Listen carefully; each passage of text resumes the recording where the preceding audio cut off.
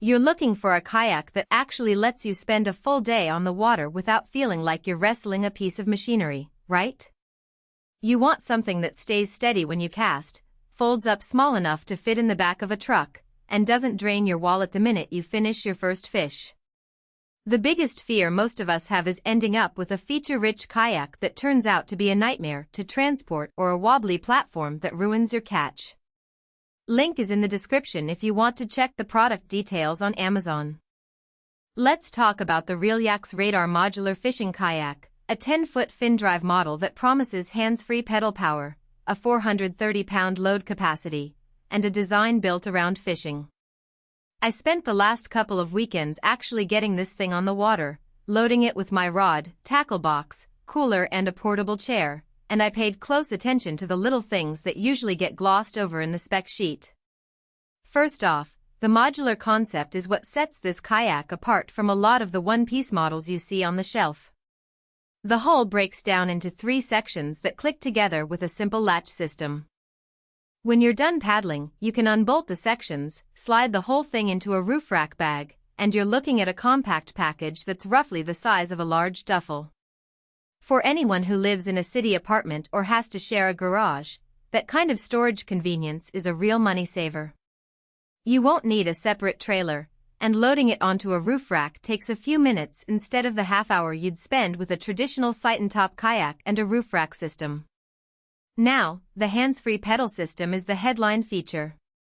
It's essentially a pedal-driven fin that pushes water past the rear of the hull, letting you move forward without a paddle. In practice, the learning curve is minimal. You sit in the cockpit, strap your feet onto the pedal plates, and start with a light push. The fin drive catches enough water to give you a smooth 23 miles per hour cruise without any noticeable vibration. After about 5 minutes you get a feel for how much pressure equals speed, and you can maintain a steady pace while keeping both hands free for reeling in a base or adjusting your bait. That's a game changer if you've ever tried to cast a line while simultaneously paddling. Most of us end up with tangled lines or a tired arm. Stability, of course, is the next big concern for any fisherman. The Radar's 10-foot length and a relatively wide beam give it a solid platform that doesn't tip when you shift your weight to reel in a big catch. I tested it in a light chop on the lake, and even when I leaned far over the side to get a better view of a weed bed, the kayak stayed level. The fin drive also adds a bit of directional stability, so you're not constantly correcting your course with a paddle. That steadiness translates directly into more accurate casts and less fatigue, especially on those long mornings when you're waiting for that first bite. One of the practical strengths that shows up once you load the kayak is the built-in fishing rig. The cockpit is designed with tie-downs, rod holders, and a storage locker that slides under the seat.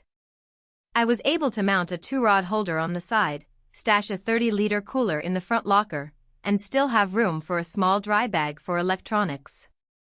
The placement feels intentional. The rod holders are positioned just above the waterline, making it easy to drop a line without reaching too far, while the storage locker stays dry because of the sealed hatch. This isn't a generic add-in system. The kayak comes ready for a day of fishing out of the box. The 430-pound capacity sounds generous, but what does that mean in everyday use? With my gear, a 20-pound cooler, 2 rods with reels, tackle box, and a portable seat, I was sitting at about 180 pounds total, well under the limit.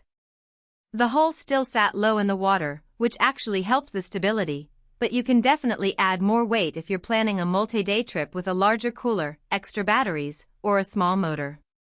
Just keep in mind that as you approach the upper limit, the kayak's acceleration under pedal power will feel slower, and you may need to increase your pedaling effort to maintain speed. Now, let's get honest about the weaknesses. The first thing I noticed is that the fin drive mechanism, while smooth, does add a small amount of drag when you're coasting without pedaling.